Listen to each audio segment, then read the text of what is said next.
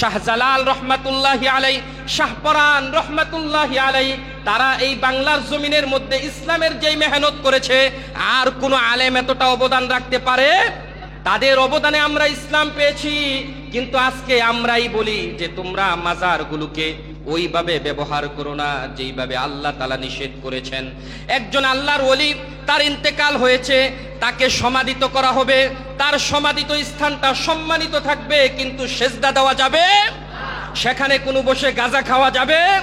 আমরা যেই মাজারের বিরোধিতা করি সেটা হলো ওই মাজার যেই মাজার মধ্যে গাঞ্জার আড্ডা হয়, ঠিক কিনা বলেন? যেই মাজার মধ্যে নাচানাচি হয়, যেই মাজার মধ্যে লা ইলাহা ইল্লাল্লাহর বিরোধিতা কাজ করা হয়, তারা আমাদের কাছে পৌঁছে দিয়েছেন লা ইলাহা ইল্লাল্লাহ। ও বাংলার মুমিনরা, বাংলার মুসলমান, আল্লাহ ব্যতীত আর কাউকে ইলাহ হিসাবে মেনে নিবে না, আর কারো কাছে সেজদা দিবে না। তারাই বলেছে কাউকে সেজদা দেওয়া যাবে না, অথচ আমরা তাদেরকেই কি করি? সেজদা দিচ্ছি। তাহলে আমরা কি তাদের কথা মানছি না বিরোধিতা করছি? এজন্য আমরা যারা আগে আগে চলে এসেছি তারা আবারও শুকরিয়া জ্ঞাপন করি, আলহামদুলিল্লাহ। সম্মানিত হাজিরিন, যারা আমরা ভাবছি বৃষ্টিটা কিছু কমলে আসবো, এটা আমাদের একটা ভুল। আসলেই যদি পারি, বৃষ্টির প্রতিবন্ধক ছাতা আছে, বৃষ্টি ছাড়া না ভিজে আসার জন্য আরো যত কিছু আছে, ওটা নিয়ে আপনি আগে চলে আসেন। জুমাতে যত আগে আসবেন তত বেশি নেকি দিবে কে? কিছু মুসল্লিকে দেখেছি 11:15 বাজে, অর্থাৎ 11:15 মসজিদে উপস্থিত। আলহামদুলিল্লাহ বলেন। এই যে মুসল্লিরা 11:15 যে মুসল্লিটা আসলো, সে আবার সবার পরে বের হলো। আরেকজন মুসল্লি খুতবার সময় কোন রকম আসলো, বিনা উজুরেই আবার সালাত শেষ হতে না হতেই মসজিদ থেকে দৌড়ে বের হয়ে গেল। দুইজনের মর্যাদা কি আল্লাহ তাআলার কাছে এক হতে পারে? সম্মান এক হতে পারে? দুইজনের নেকি কি এক হতে পারে? এজন্য যে ব্যক্তি আগে আসবে তাকে বেশি নেকি দিবেন কে? আল্লাহ সুবহানাহু ওয়া তাআলা। একজন সাহাবী ছিলেন। সাহাবী সব সময় এত মর্যাদাশীল সাহাবী, তিনি আল্লাহর রাসূলের খুব কাছের একজন সাহাবী। ঈমান আনয়ন করেছেন প্রথম সাহাবীদের সমপর্যায়ের সাহাবীদের সাথে। কিন্তু রাসূল বললেন, ওই ব্যক্তির মধ্যে মুনাফিকের একটা আলামত দেখবা, যে সবার আগে আইসা কোন রকম জামাতে শরীক হয়, আবার সবার আগে বিনা উজুরে মসজিদ থেকে বের হয়ে যায়। তার ভিতরে মুনাফিকি কাজ করে। কিসে কাজ করে বলেন? সাহাবায়ে কেরাম লক্ষ্য করে দেখলেন, একজন ভালো সাহাবী যার মধ্যে মুনাফিকের কোনো আলামত নাই, এমন একজন সাহাবী সবার পরে আসে, কিন্তু সবার আগে মসজিদ থেকে বের হয়ে যায়। আল্লাহু আকবার বলেন। সবাই চিন্তা করলেন, আমাদের ভাই কি মুনাফিক হয়ে গেল নাকি? কারণ তাকে দেখেছি সবার আগে যুদ্ধের ময়দানে থাকে, তাকে দেখেছি রসুলের ভালোবাসার প্রতি হব্বে রসুল তার প্রতি পরিপূর্ণ কামেল, তারপরেও তার মধ্যে মুনাফিকের এই আলামত চলে এসেছে। সকলে পেরেশানিতে পড়ে গেছে। বিষয়টা আল্লাহর রসুলের কাছে জানানো হলো। রাসূলুল্লাহ একটা টিম তৈরি করলেন, বললেন তদন্ত করো আমার এই সাহাবীর কি অবস্থা। একদিন জামাত শেষ হবে এমন সময় সালাম ফিরিয়েছে, সাথে সাথে সাহাবী চলে গিয়েছেন। পিছনে পিছনে দুইজন সাহাবী তদন্ত করতে গেলেন। ঘরের ভিতর গিয়ে সালাম দিলেন, সাহাবীর ঘর থেকে সালামের জবাব আসলো, কিন্তু সাহাবী আসতে একটু দেরি করলেন। তিনি ভিতর থেকে আওয়াজ দিলেন, ভাই একটু অপেক্ষা করেন, আসছি। কিছুক্ষণ পর সাহাবী বের হয়ে আসার পর তদন্তকারী দুইজন সাহাবী প্রশ্ন করলেন, ভাই আপনার ব্যাপারে আল্লাহর রাসূলের প্রশ্ন হচ্ছে সবার পরে আপনি মসজিদে যান, কিন্তু সবার আগে বের হয়ে আসেন, এটা মুনাফিকের আলামত। আপনি কি আবার মুনাফিক হয়ে গেলেন কিনা? সাহাবী তাদের কথা শুনে চোখ দিয়ে পানি ঝরঝর করে পড়তে লাগলো। সাহাবী কেঁদে দিলেন আর বললেন, আমার এই গোপন বিষয়টা কাউকে জানাতে চাই নাই, কিন্তু যেহেতু বিষয়টা আল্লাহর রাসূল পর্যন্ত চলে গেছে, তাই গোপন আর রাখা যাবে না। সাহাবী বললেন, আমার এবং আমার স্ত্রীর দুইজনের এক সেট জামা। কয় সেট? এক সেট জামা। আমি যখন ঘর থেকে মসজিদে নামাজ পড়তে যাই জামাতে শরীক হতে, তখন আমার স্ত্রী জামাটা খুলে আমাকে দেয়। আমার স্ত্রী একটা গর্তের ভিতরে লুকায়া থাকে। আল্লাহু আকবার বলেন। সাহাবী বলেন, আমি যখন আবার আসি জামাটা খুলে আমার স্ত্রীকে দেই, স্ত্রী সেই জামাটা পরে সে সালাত আদায় করে। এই জন্য সবার আগে দৌড়ে যাই, আবার নামাজ শেষ হওয়ার আগে, ওয়াক্ত শেষ হওয়ার আগে চলে আসি, যাতে করে আমার স্ত্রী জামাত অর্থাৎ নামাজটাকে ওয়াক্ত মতো আদায় করতে পারে। সুবহানাল্লাহ বলেন। এক সেট জামা, তারপরেও জামাত ছেড়ে দেয়। একটা জামা স্বামী এবং স্ত্রী ব্যবহার করেছে, এমন লোক আমাদের সমাজে মিসকিনও নাই, আছে? এমন লোক আমাদের সমাজে ফকিরও নাই। তাহলে কোন ওজরে মুসল্লি মসজিদে আসতে চায় না? কোন বৃষ্টি তাকে বাধা দিয়ে রাখে? কোন জামা তাকে বাধা দিয়ে রাখে? খুজুহু ফাগুল্লু, তাকেও হাসরের ময়দানে হিসাব দিতে হবে। কার কাছে? আল্লাহ তাআলার কাছে হিসাব দিতে হবে। এই জন্য কোন অজুহাত দিয়ে জামাত ত্যাগ করা যাবে? আল্লাহ তাআলা সকলকে জামাতের সাথে শামিল হওয়ার তৌফিক দান করুক। সকলে বলেন আমিন। এক সাহাবী মসজিদে নববীতে আসে প্রায় 1 মাইল দূর থেকে। কয় মাইল? 1 মাইল দূর থেকে মসজিদে নববীতে আসে।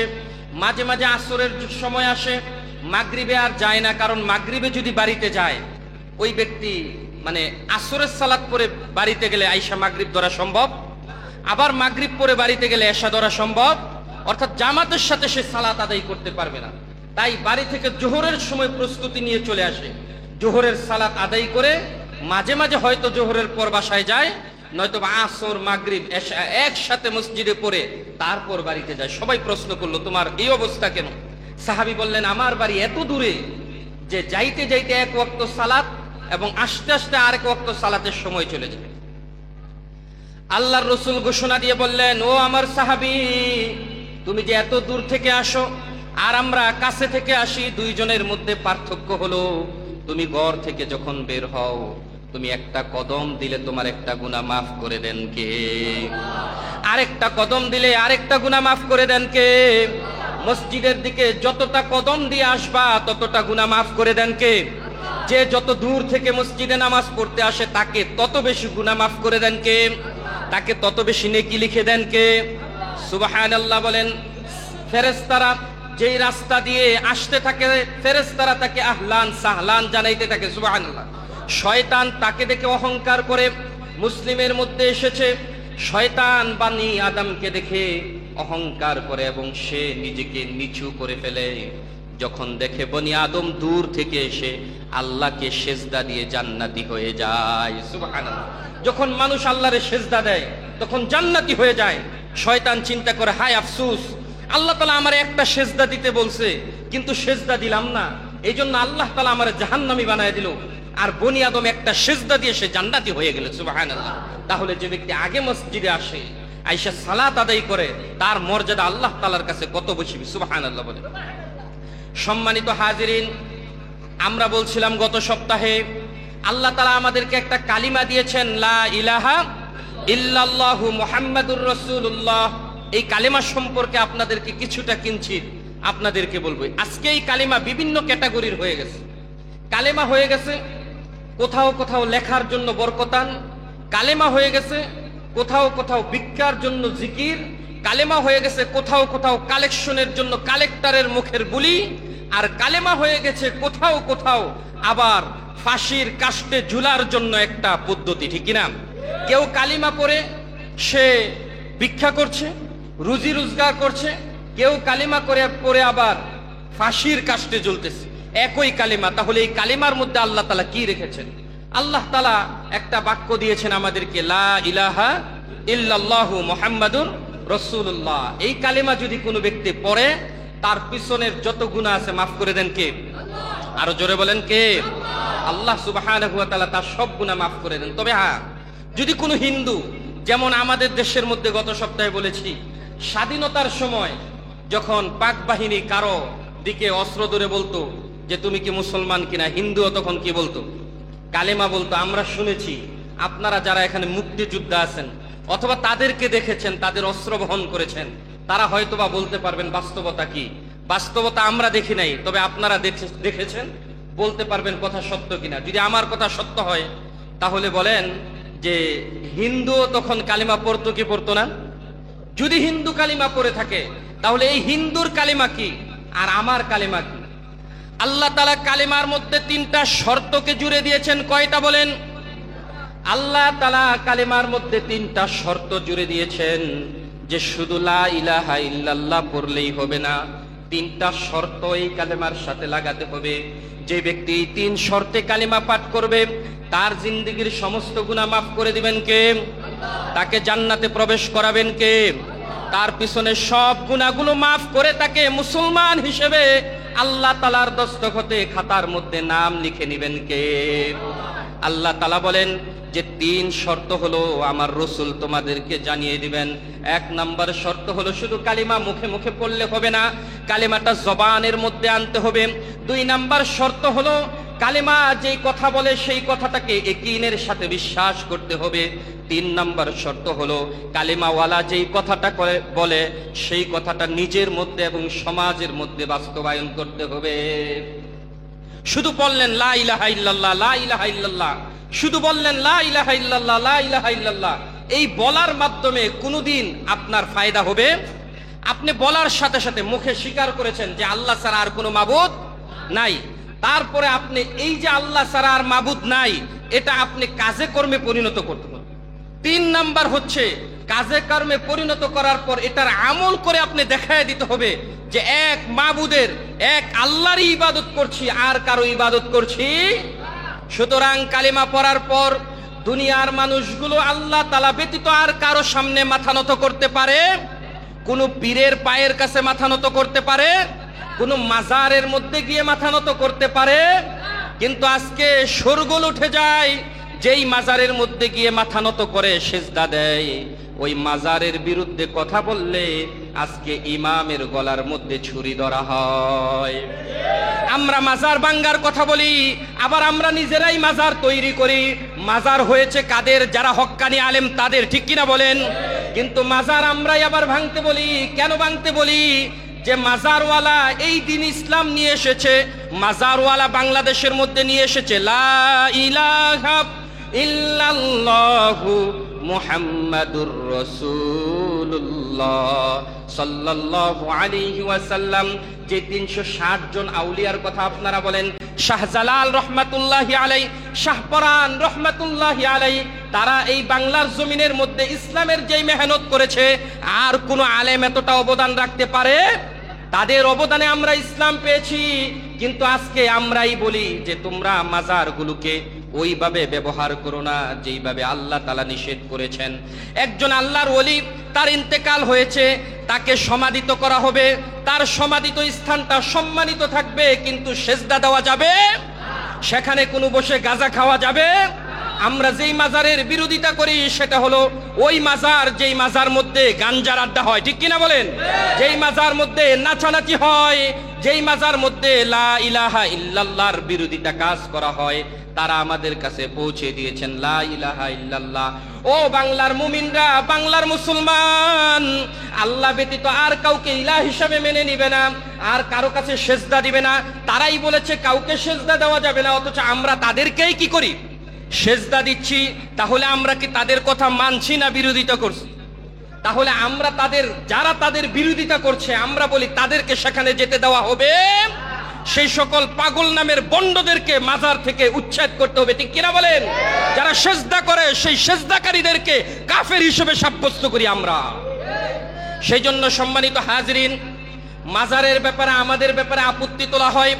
আমরা বলি সব জায়গায় মাজার থাকবে তবে গাঞ্জা থাকবে না, সব জায়গায় মাজার থাকবে তবে সেজদা থাকবে। সেজদা দিব একমাত্র কাকে? এই কপাল ঠেকাবো কার কাছে? এখন তারা আবার ফতুয়া দেয় যে হুজুর সেজদা তো অনেক প্রকারের হয়ে থাকে, একটা হচ্ছে তাজিমি সেজদা। কি সেজদা বলেন? তাজিমি সেজদা। তাজিমি সেজদা যদি জায়েজ থাকতো, আল্লাহ রসুল বলেন, তাহলে বাবা মাকে সেজদা দেওয়া সবার আগে আল্লাহ তাআলা ওয়াজিব বা ফরজ করে দিতেন। কিন্তু তাজিমে সেজদা বলতে কোনো সেজদা নাই। তাজিমি সেজদা যেটা ছিল, আল্লাহ তাআলা এটার দরজাকে বন্ধ করে দিয়েছেন। সুবহানাল্লাহ বলেন। এই উম্মতের সম্মানের কথা গত সপ্তাহে আপনাদেরকে বলেছি। এই উম্মতকে আল্লাহ তাআলা এত সম্মানিত করেছেন, অন্যান্য উম্মতের ইতিহাস আপনারা পড়লে যদিও দেখেন তারা তাদের নবীকে সেজদা করেছে, তাদের নবীরা বিভিন্ন জিনিসকে সেজদা করেছে, অথবা নবীদেরকে কেউ সেজদা করেছে, যেমন আদমকে ফেরেশতা সেজদা করেছে, এটা ছিল তাজিমি সেজদা। ইউসুফ আলাইহিস সালাতু ওয়াস সালামকে নক্ষত্র, তারকা, চন্দ্র সবাই সেজদা করেছে, এটা ছিল তাজিমি সেজদা। এই সকল তাজিমি সেজদার দরজা আল্লাহ তাআলা নবী মুহাম্মদের পর সব বন্ধ করে দিয়েছেন। সুবহানাল্লাহ বলেন। তাহলে এই তাজিমি সেজদা হোক আর হাকিকি সেজদা হোক, সব সেজদা একমাত্র কার জন্য বলেন? বর্তমান সময়ের মধ্যে মাথা নত করতে হলে একমাত্র আল্লাহর কাছে, আর কারো কাছে করা যাবে?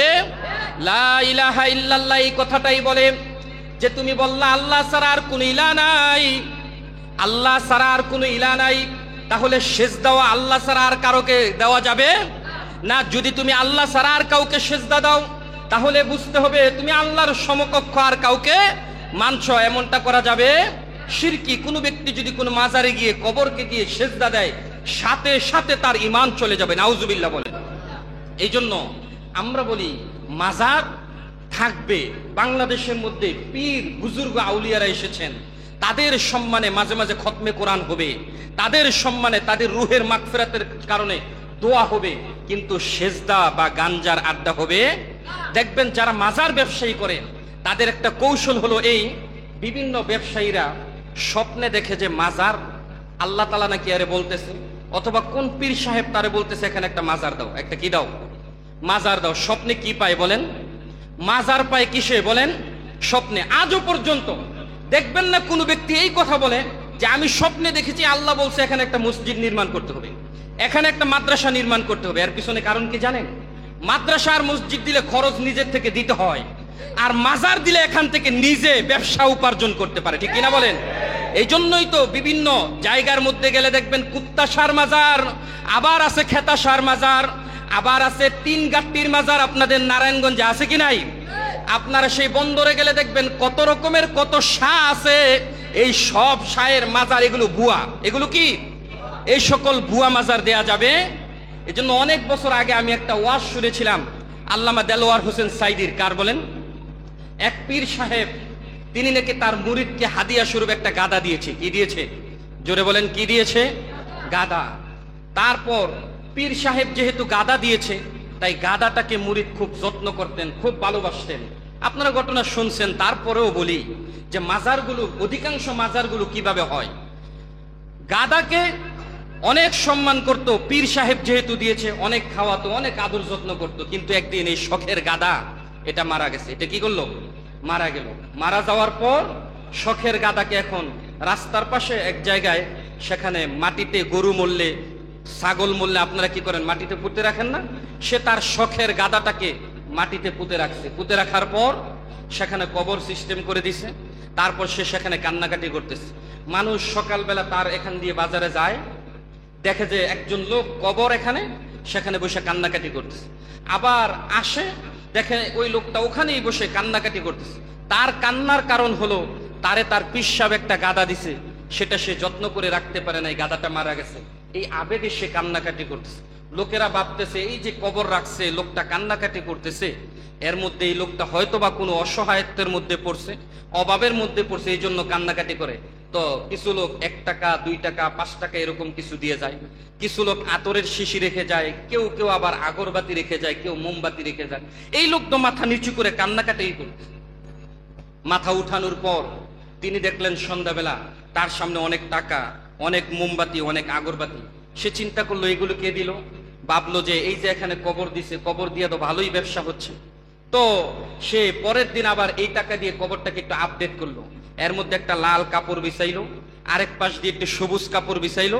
পরের দিন ওই আগরবাতি থেকে আগরবাতি জ্বালাইলো, মোমবাতি থেকে মোমবাতি জ্বালাইলো। এখন সে এখানে বসে আবার আগের মতো দেন করে আর কান্নাকাটি করে। আজকে আর একটু জাঁকজমক দেখা লোকেরা টাকা আর একটু বেশি দেওয়া শুরু। এখন সে চিন্তা করলো এই যে টাকা দিতেছি এই সেই, তো অনেকেই তো প্রশ্ন করে যে এই কবরটা কার, এখন আমি তো এই কবর লিখতে হবে, এই কবর কার। তাই সে আবেগের সাথে মায়া এবং মোহব্বত দিয়ে ভালোবাসার গাদাটার নাম রেখেছে হযরত গাদা শাহ রহমাতুল্লাহি আলাই। নাম কি? হযরত গাদা শাহ রহমাতুল্লাহি আলাই। তার মাজার জাঁকজমক পূর্ণ হয়ে গেছে। হওয়ার পর অনেক টাকা এখান থেকে ইনকাম হচ্ছে। এক সময় তার পীর সাহেব খবর পাইল তার মুরিদ বিশাল বড় এক মাজার দিয়েছে, সেখানে বৎসরে ওরস হয়। সেই ওরসের মধ্যে বাংলাদেশের দ্বিতীয়, বিশ্বের দ্বিতীয় এক ডেক বসায়। 1000 কেজি চাউল, 1000 কেজি ডাউল, 1000 গরু, এরকম বিভিন্ন রকম দিয়া সেখানে সিন্নি পাকাইয়া, খিচুড়ি পাকাইয়া মানুষদেরকে খাওয়ায়। তো তার পীর যখন খবর পাইল পীরের চেয়ে মুরিদ বড় হয়ে গেছে, মুরিদরে খবর পাঠাইলো, তোর খবর কি, কিভাবে তুই এই কি করলি, আমি তো তোরে খেলাফত দেই নাই, আমি তোরে পীরও বানাই নাই, কিভাবে এত বড় হয়ে গেলি, এত বড় মাজার কিভাবে হইলো? বলল হুজুর আমার কোনো দোষ নাই, সব দোষ এই অন্ধভক্ত মানুষগুলো। আপনি যেই গাদা দিয়েছেন আমি গাদাটাকে শুধু কবর দিয়েছি, আবেগে একটু কান্নাকাটি করেছি দেখে মানুষ টাকা দেওয়া শুরু করছে। কয় তুই যেই গাদাটা দিয়া মাজার দিছস ওই গাদার মায়ের মাজারটা আমার বাড়িতে আছে। আল্লাহু আকবার কর। তাহলে এই যে অধিকাংশ মাজার যদি খুঁজেন তাহলে দেখবেন হয়তোবা তিন গাট্টির মাজার, হয়তোবা গাদাসার মাজার, এছাড়া আর কোনো কিছু না। মাজারগুলোর নামও যে তারা দিয়েছে বিকৃতি করে একেবারে শেষ করে দিয়েছে। এই জন্য আমরা ওই সকল ভাইদেরকে বলবো যারা মাজারের প্রতি আকৃষ্ট, নিজেদের মনের মধ্যে কষ্ট পাচ্ছেন আমার কথায়, আমি আপনাদেরকে বলবো টাকা কোথায় দিচ্ছেন, কেন দিচ্ছেন, কাকে দিচ্ছেন, কোথায় ব্যয় হচ্ছে, কে খাচ্ছে? ওই ব্যক্তি যে ব্যক্তি কোনোদিন নামাজ পড়ে না তারা খাচ্ছে।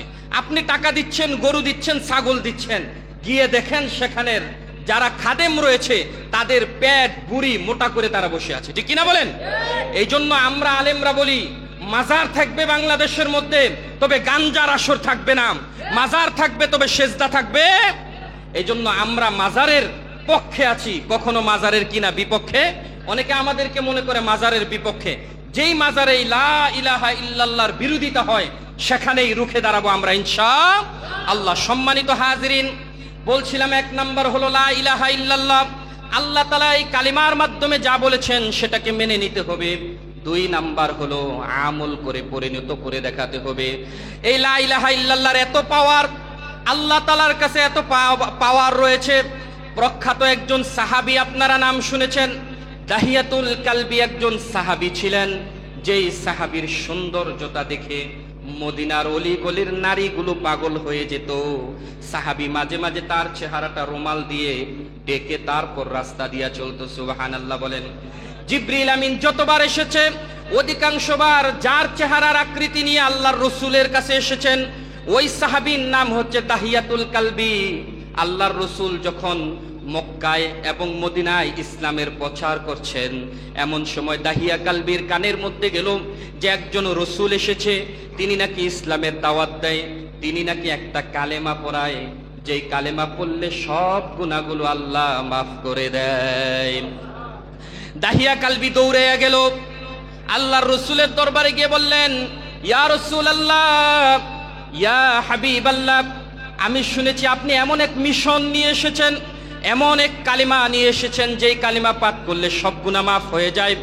আল্লাহর রাসূল বললেন, হা হা হা, সব গুনাহগুলো আল্লাহ তাআলা মাফ করে দেয়। দাহিয়া কালবি বললেন, রাসূল, জাহিলি জামানার মধ্যে আমি এত গুনাহ করেছি, এত গুনাহ করেছি, আমার একটা নয় দুইটা নয় 18টা কন্যা সন্তানকে নিজ হাতে আমি হত্যা করেছি। নাউজুবিল্লাহ বলেন। আল্লাহর রাসূল এই কন্যাগুলোকে যে হত্যা করেছি এই গুনাহটাকে আল্লাহ তাআলা মাফ করে দিবেন। দাহিয়াতুল কালবি বলল, যে কোনো গুনাহ করে আল্লাহ মাফ করে দিবেন। হযরতে দাহিয়া কালবি বলেন, তাহলে আমাকে কালিমা পড়ান।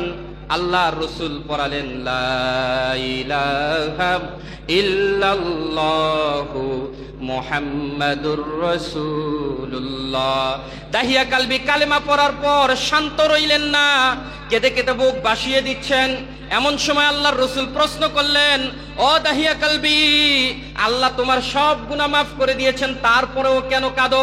দাহিয়া কালবি বলে, ইয়া রাসূলুল্লাহ, আপনি বলছেন সব গুনাহগুলো মাফ হয়ে গিয়েছে, তারপরেও আমার মনে হয় আমার একটা গুনাহ এখনো মাফ হয় নাই।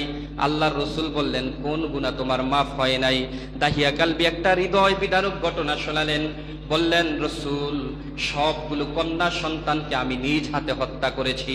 কারো চেহারা এবং কারো কথা আমার চোখে ভাসে না, আমার মনে পড়ে না, কিন্তু একটা কন্যা সন্তান আমার ছিল, ফুটফুটে সুন্দর দেখতে, আমি দাহিয়া কালবির মতো। আল্লাহু আকবার বলেন।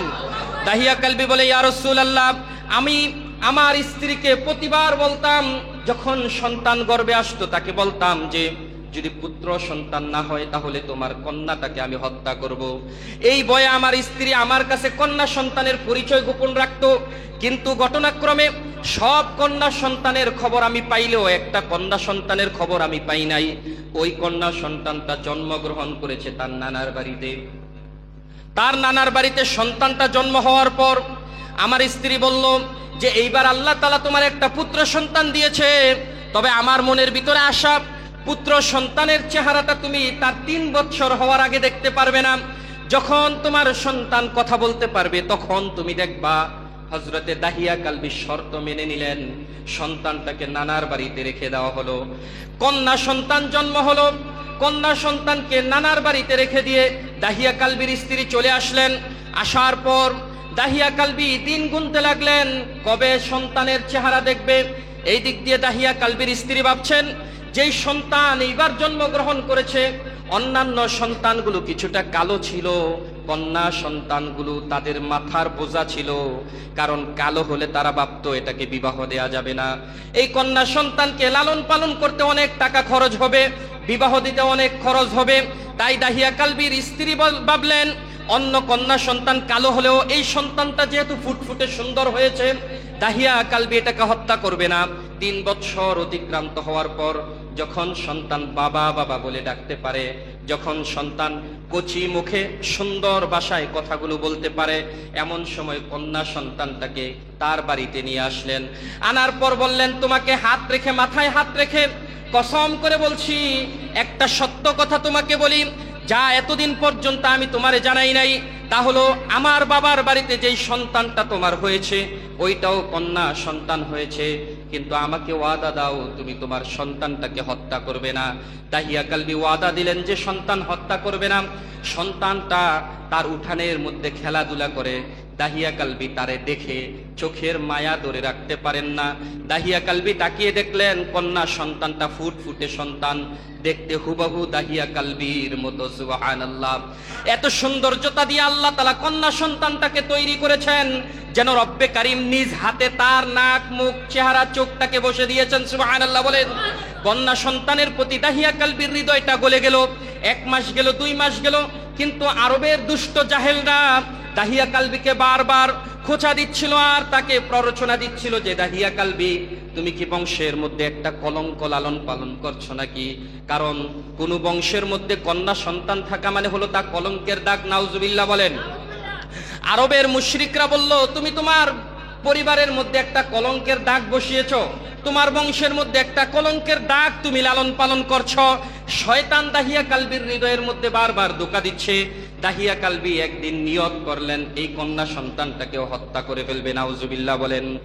হযরতে দাহিয়া কালবি কন্যা সন্তানের মায়ের কাছে গেলেন, গিয়ে বললেন, তোমার সন্তানকে সাজিয়ে দাও, দীর্ঘদিন হয়েছে তোমার সন্তান কোথাও বেড়াইতে যায় না। সাজায় দেওয়া হলো। সন্তানটাকে নিয়ে দাহিয়া কালবি বের হলেন। যাওয়ার পর দূর এক মরুভূমির পাহাড়ের মধ্যে গিয়ে যারা হজ বা উমরা করেছেন অনেকেই সেখানে সফরে গিয়েছেন যে দাহিয়া কালবি যেই খাম্বার মধ্যে ধরে, যেই খুঁটির মধ্যে ধরে তওবা করেছেন সেই খুঁটিও দেখেছেন। দাহিয়াতুল কালবি যেই পাহাড়ের নিম্ন স্তরের মধ্যে তার কন্যা সন্তানটাকে হত্যা করেছে, জীবিত পুঁতে রেখেছে, সেই জায়গাটাও আপনারা দেখেছেন। ঠিক সেখানে নিয়ে যাওয়ার পর দাহিয়া কালবির মেয়েটা কচি মুখে কথা বলতেছে, বাবা এই মরুভূমি দিয়ে তুমি কোথায় যাচ্ছ? এই দিক দিয়ে তো আমাদের কোনো আত্মীয়র বাসা নাই। দাহিয়া কালবি বলল যে আমার সাথে চলো, এখানে আমার একটা বন্ধুর বাসা আছে। ইতিহাসের মধ্যে লেখে ঘটনাটা এইভাবে যে দাহিয়া কালবি দিয়ে সেখানে গর্ত খুঁড়তে লাগলো। সুন্দর চেহারা, দীর্ঘক্ষণ রোদের মধ্যে থাকার কারণে চেহারা দিয়ে ঘাম বেয়ে বেয়ে পড়ছে। দাহিয়া কালবির মেয়েটা ছোট জামা দিয়ে তার বাবার চেহারাটাকে বারবার মুছে দিচ্ছে। বাবার চেহারার মধ্যে গর্ত করার কারণে মাটি বারবার ছিটে পড়ছে। আর দাহিয়া কালবির কন্যা বলছে, বাবা এত কষ্ট তুমি কেন করছো?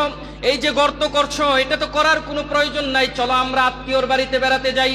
তার চেহারা থেকে বালিগুলো মুছে দিচ্ছে। দাহিয়া কালবি বলে, রসুল সন্তানটা আমাকে এত আদর সোহাগ দিচ্ছে, আমার চোখে বারবার সেগুলো ভেসে আসছে, কিন্তু আমি বলতে পারি না। দাহিয়া কালবি তার সন্তানকে এক সময় বলল যে দেখো গর্তের নিচে কি আছে। যখন সন্তানটা গর্তের দিকে তাকালো, দাহিয়া কালবির হৃদয়টা পাষাণের মতো কঠোর হয়ে গেল। দাহিয়া কালবি তার একটা ধাক্কা দিয়ে ওই গর্তের মধ্যে ফেলে দিল। নাউজুবিল্লাহ বলেন। দাহিয়া কালবি সন্তানটাকে ফেলে দেওয়ার পর সন্তান সব কিছু স্পষ্ট বুঝতে পারলো। দাহিয়া কালবির দিকে তাকাইয়া বলল, বাবা আমি জীবনে তোমাকে বাবা বলে পরিচয় দেব না, আমি কোনোদিন বলবো না যে দাহিয়া কালবি নামে আমার কোনো একটা বাবা ছিল। তুমি এই মরুভূমির মধ্যে আমাকে ছেড়ে দাও, আমি একা একা বসবাস করব, তোমার বংশের কলঙ্ক হয়ে আমি বেঁচে থাকবো না। দাহিয়া কালবির হৃদয়টা আরো পাষাণ হয়ে গেল। দাহিয়া কালবি বলে, ইয়া রাসূলুল্লাহ, তার এই কচি মুখের কথাগুলো আমাকে শান্ত করলো না। আমি একটা পাথর নিলাম, পাথর নিয়ে তার চেহারার মধ্যে ডিলা মারলাম। নাউজুবিল্লাহ। চেহারায় ডিলা দেওয়ার পর কচি মুখ, রসুল এত ফুটফুটে সুন্দর সন্তানটা, তার চেহারার মধ্যে যখন পাথর পড়ল, রক্ত ফিকনি দিয়ে ভেসে আসলো, সে সর্বশেষ চিৎকার দিয়ে বলল, বাবা, আমাকে একটা মুহূর্তের জন্য বাঁচতে দাও। দাহিয়া কালবি বলে, রসুল, এতটা পাষাণ্ড হয়েছি, মাটি চাপা দিয়ে সেই সন্তানটাকেও রেখে এসেছি। যত কদম এসেছি, যত সামনের দিকে পা বাড়িয়েছি, দেখেছি সন্তানটা আমাকে পিছন থেকে যেন বাবা বাবা বলে ডাকছে। আজও ইয়া রাসূলুল্লাহ, যত জায়গায় আমি বসি নিস্তার থাকতে পারি না, একা একা যখন বসে থাকি, দেখি আমার সন্তান যেন আমাকে ডাকছে, বাবা, আমাকে বাঁচতে দাও। রসুল, আমি বাঁচতে দেই নাই। আমার মনে হচ্ছে এই গুনাহটা আল্লাহ মাফ করবেন না। আল্লাহ রসুল কেঁদে দিলেন, দাড়ি মুবারক বেশি গেল, বুক মুবারক বেশি গেল। আল্লাহর রসুল বললেন, দাহিয়া কালবি, আমি রসুল সাক্ষী দিচ্ছি, কালিমা পড়লে এই গুনাহটাও আল্লাহ মাফ করে দিবেন। সুবহানাল্লাহ। আল্লাহর রসুলের হাত ধরে দাহিয়া কালবি জোরে চিৎকার দিয়ে কাঁদলেন, আর পড়লেন, লা ইলাহা ইল্লাল্লাহু মুহাম্মাদুর রাসূলুল্লাহ। আল্লাহ তাআলা দাহিয়া কালবিকে এত পছন্দ করে নিলেন, এই কালেমার সম্মানে দাহিয়া কালবির আকৃতি ধারণ করে জিবরিল আমিন এই পৃথিবীর জমিনে 40,000 বার আগমন করেছেন। আল্লাহ তাআলা দাহিয়া কালবির গুনাহ মাফ করে দিলেন। রসুল জানিয়ে দিলেন, উম্মত, এই কালেমাটাকে সাধারণ কালেমা মনে করো না। এই কালেমাটা এমন একটা কালেমা, দুনিয়াতে যেমন নাকি গুনাহগুলো মাফ করে দিবে, ঠিক হাসরের ময়দানের মধ্যে একজন ব্যক্তির জন্য জাহান্নাম ওয়াজিব হয়ে যাবে, তার গুনার পাল্লা এত ভারী হবে, কিন্তু আল্লাহ তাআলা কালেমার কারণে তাকে এতটা পছন্দ করবেন। আল্লাহ তার হাতে একটা কাগজের টুকরা দিয়ে বলবে, বান্দা হে, তুমি যে দুনিয়ার জমিনের মধ্যে যত গুনাহ করেছো, তুমি একটা কালেমা পাঠ করেছো, আমি ওই কালেমাটাকে পছন্দ করে নিয়েছি। সুবহানাল্লাহ বলেন। আজকে তোমার নেকির পাল্লা একেবারে হালকা হয়ে গেছে, যাও এই কাগজের টুকরাটা সেখানে রাখবে। বান্দা ভাবতে থাকবে, আল্লাহ এই সামান্য কাগজের টুকরা কি এত বড় বড় গুনার পাল্লাকে হালকা করতে পারবে নাকি? কাগজের টুকরাটা রাখার সাথে সাথে কালেমার পাল্লাটা ভারী হয়ে যাবে, গুনাহের পাল্লাটা হালকা হয়ে যাবে। এই জন্য মুমিন আমাদের জানতে হবে, লা ইলাহা ইল্লাল্লাহ এটা কালেকশনের জন্য নয়, লা ইলাহা ইল্লাল্লাহ এটা ভিক্ষার জন্য নয়, লা ইলাহা ইল্লাল্লাহ শুধু মুখে বলার জন্য নয়, লা ইলাহা ইল্লাল্লাহ কোনো দেয়ালে লিখে রাখার জন্য নয়, লা ইলাহা ইল্লাল্লাহ হলো আমল করার জন্য, আর নিজে একিনে বিশ্বাস করার জন্য। কালিমাওয়ালা যা বলেছেন সেগুলো পুঙ্খানুপুঙ্খানুভাবে মেনে নেয়ার জন্য। যদি মেনে নিতে পারি তাহলে ফাদাখালাল জান্নাহ, জান্নাত দিয়ে দিবেন কে? এই জন্য এই কালেমার মূল্যায়ন করতে রাজি আছি তো ইনশাআল্লাহ? পারবো তো ইনশাআল্লাহ? যেই ব্যক্তি এই কালেমার জিকির করবে সকাল সন্ধ্যা 100 বার, কয়শো বার বলেন? হাসরের ময়দানে সে হাসতে হাসতে জান্নাতে প্রবেশ করবে। সুবহানাল্লাহ বলেন। এই কালেমাকে নিয়ে আজকে কত ফিতনা আমরা তৈরি করে রেখেছি। আল্লাহ তাআলা এই সকল ফিতনা থেকে আমাদেরকে হেফাজত করুক। সকলে বলেন আমিন। যা কিছু বললাম শুনলাম, আল্লাহ আমাকে সকলকে আমল করার তৌফিক দান করুক। সকলে বলেন আমিন। সম্মানিত হাজিরিন, যারা সুন্নত পড়িনি 4 রাকাত ক্বাবলাল জুমা সুন্নত পড়িনি।